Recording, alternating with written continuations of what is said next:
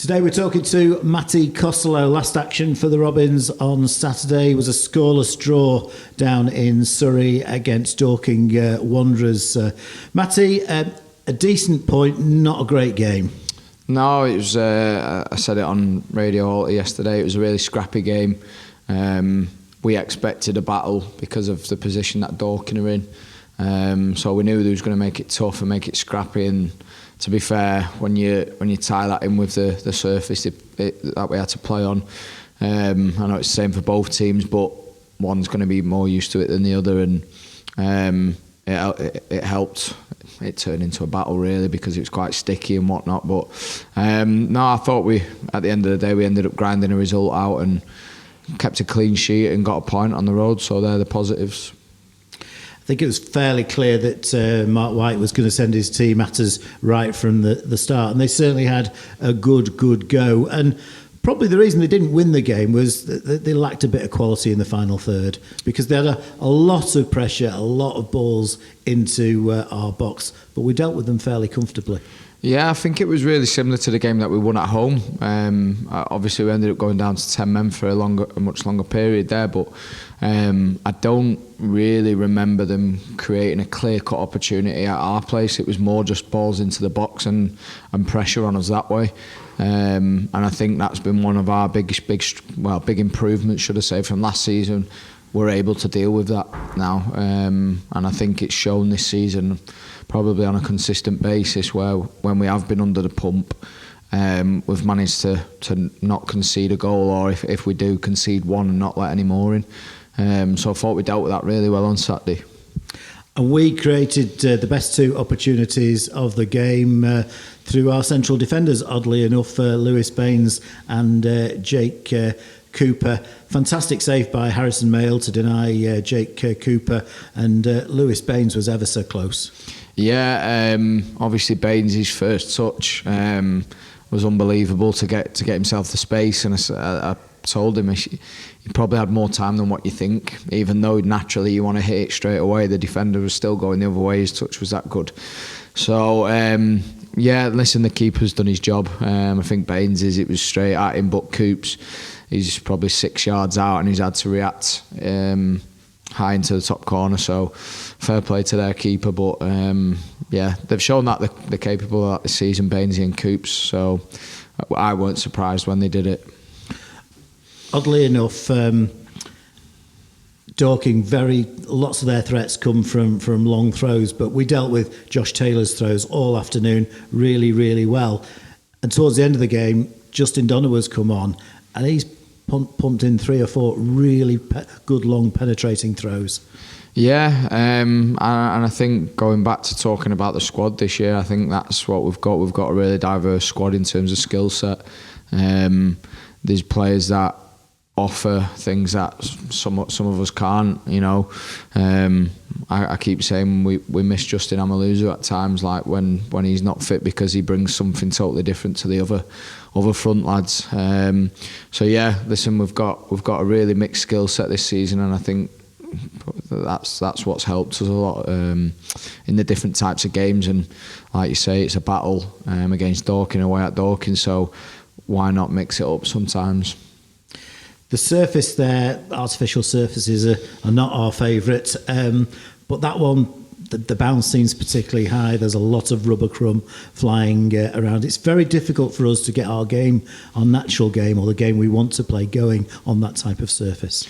Yeah, I think you just mentioned it there. I think it's the amount of rubber on there, and it slows it down. And if you hit a long ball and you're trying to read the bounce, it doesn't really bounce forward. It just bounces straight up and stops. So it is tough, but like I said earlier on, we'll make no excuses. It's both teams have got to play on there, and at the end of the day, other teams have gone there and got results. So we're not a group to make excuses. And like I said earlier, we take the point and we move one game closer to hopefully clinching a playoff place. And we're pretty close now. We really should make it into the playoffs. Touch wood, 2 games left. Away to Ebbsfleet United, who we thumped 6-1 back in September on Elliot Newby's Alex Newby's debut, and away home to Oxford City in the final game of the season. 2 winnable games. Yeah, the table will tell you that, but also anyone can beat anyone in this league. They're all tough games in their own ways. You could look at it like the Oxford game, the pressure's totally off them if you start flipping things. But listen, we'll focus on Ebbsfleet this week. We'll do all the work we need to do on that and try and finish the league campaign as strong as possible heading into the playoffs if obviously the results go our way. It's a fascinating chase for the playoffs, and whoever gets there in the end, they've got a chance. Anybody is capable of beating anybody else in those playoff games.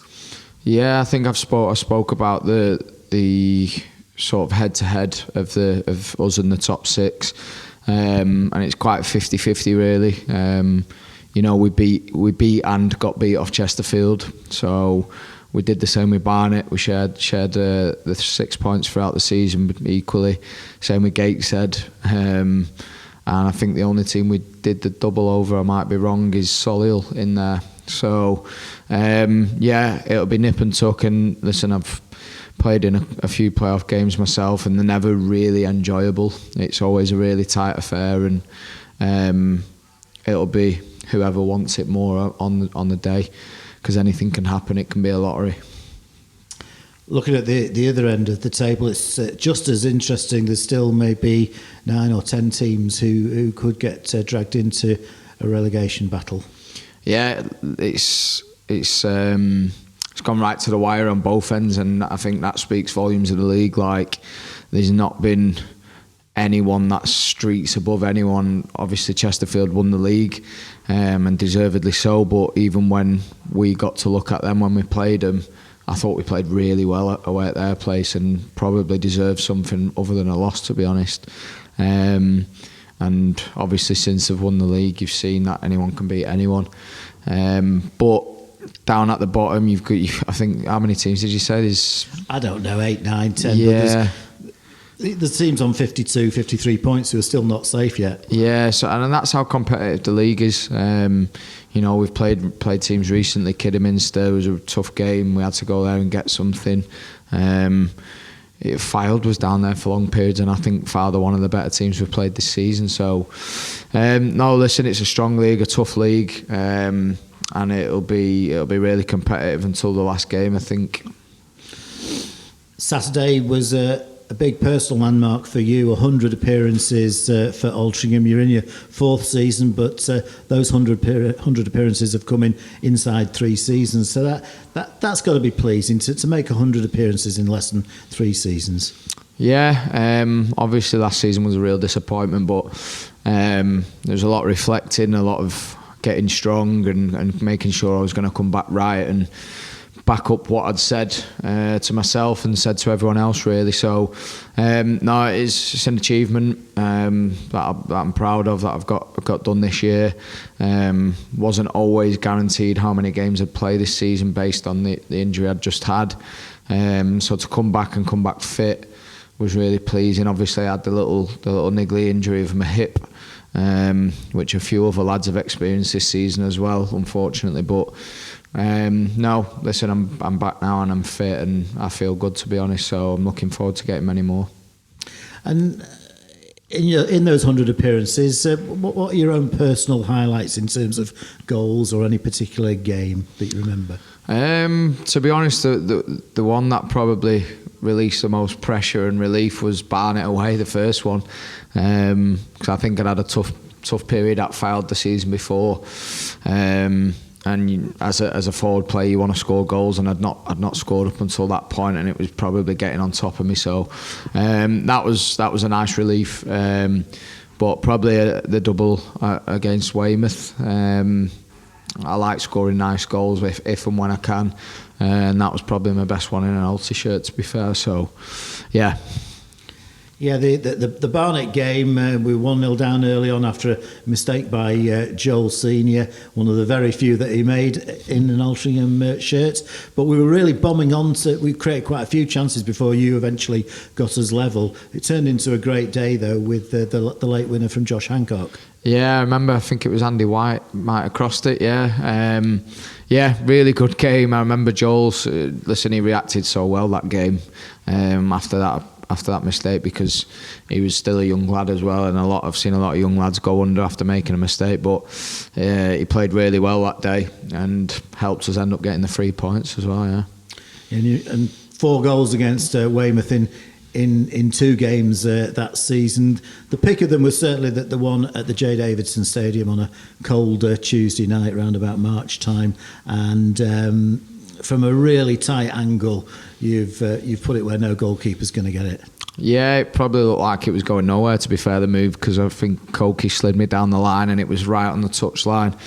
And I've ended up nutmegging him, and yeah, it was probably the wrong idea to shoot really from that angle, but it felt right and it ended up coming off, and it looked nice as well. Finally, Matty, how would you rate this season's team compared with last season's team and the 2 seasons that you played with Alty previously? I mean, I think the team that I came into was riding high off the promotions. Obviously, we lost Hume, who was a big character and a big part of the team, and I don't think we managed to quite get a striker to replace him at that season. Not consistently anyway. But that was a real cohesive team. Obviously got Altrincham promoted 2 seasons in a row, and the core of the players was there for them 2 seasons. But I think when we got into, I think it might have been my second season here, we probably signed a few individuals who had that higher quality, and I think sometimes that was relied on. Whereas I think again we've gone back to a real team this year, although you've got your likes of Chris Clark, who've scored over 20 goals and he can produce the magic. I think overall we're a more balanced team, and I think lads who have been here last year and grown and developed, likes of Bainesy, Coops, Isaac, all those lads, they're starting to take a lot more responsibility in the team as well now. Like they're becoming senior players and more confident and vocal. So no, listen, I think this year we've been really close, and I think lads have got, there's a number of lads who are all close together away from here as well. So, and it ends up showing on the pitch. So yeah, I think we're quite a cohesive team this year.